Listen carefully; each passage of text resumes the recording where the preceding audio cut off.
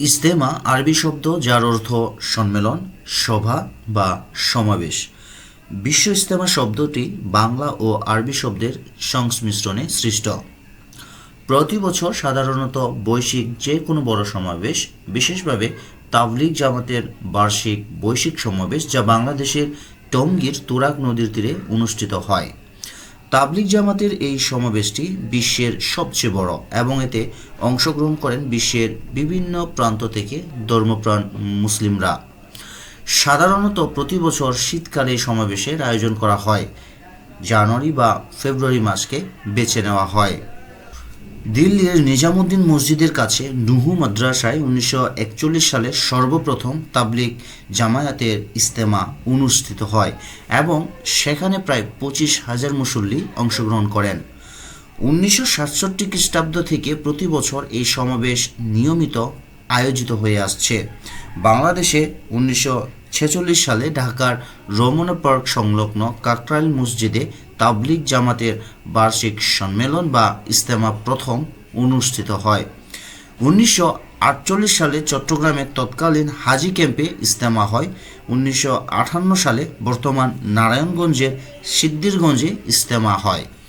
তখন এটা কেবল ইজতেমা হিসেবে পরিচিত ছিল।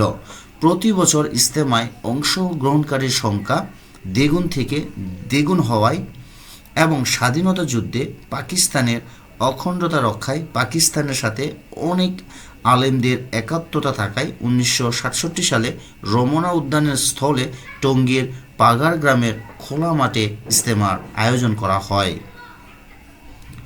ওই বছর স্বাগতিক বাংলাদেশ ছাড়াও বিশ্বের বিভিন্ন দেশ থেকে ধর্মপ্রাণ মুসলমানরা অংশ নেওয়ায় বিশ্ব ইজতেমা হিসেবে পরিচিতি লাভ করে। 1972 সাল থেকে বর্তমান অবধি বিশ্ব ইজতেমায় টঙ্গীর কোহর দরিয়াখ্যাত তুরাগ নদের উত্তর পূর্ব তীর সংলগ্ন ডোবা নালা উঁচু নিচু মিলিয়ে রাজউকের হুকুম দখলকৃত 160 একর জায়গায় বিশাল খোলা মাঠে অনুষ্ঠিত হচ্ছে।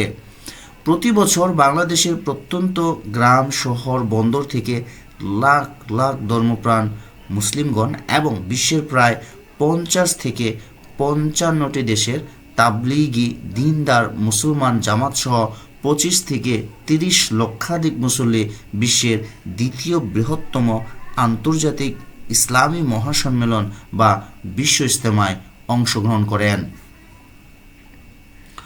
1927 খ্রিস্টাব্দে মাওলানা ইলিয়াস ভারতের উত্তরপ্রদেশের শাহরানপুর এলাকায় ইসলামী দাওয়াত তথা তাবলিগের প্রবর্তন করেন এবং একই সঙ্গে এলাকাভিত্তিক সম্মেলন বা ইজতেমারও আয়োজন করেন। বাংলাদেশে 1950 এর দশকে তাবলিগ জামাতের প্রচলন করেন মাওলানা আব্দুল আজিজ। বাংলাদেশে তাবলিগ জামাতের কেন্দ্রীয় মার্কাজ বা প্রধান কেন্দ্র কাকরাইল মসজিদ থেকে এই সমাবেশ কেন্দ্রীয়ভাবে পরিচালনা করা হয়ে থাকে। স্থান সংকট এবং জনদুর্ভোগ বিবেচনা করে 2011 সাল থেকে 2 পর্বে ইজতেমার আয়োজন করা হয়। 2017 সালের নভেম্বরে মাওলানা জুবায়েরের অনুসারী ও মাওলানা সাদ অনুসারীদের দ্বন্দ্ব প্রথম প্রকাশ্যে আসে। এরপর 2018 সালে দ্বন্দ্বের ফলে মাওলানা সাদ একাংশের বিক্ষোভের মুখে বিশ্ব ইজতেমায় অংশ না নিয়ে প্রথম পর্বের সময়ই দেশে ফিরে যেতে হয়। পরবর্তীতে বিভক্ত তাবলিগ জামাতকে এক করা সম্ভব না হওয়ায় 2019 সাল থেকে দ্বন্দ্বের কারণে দুপক্ষের পৃথকভাবে ইজতেমা হয়ে আসছে। বিশ্ব ইজতেমার শেষ ও গুরুত্বপূর্ণ বিষয় হল আখিরি মুনাজাত।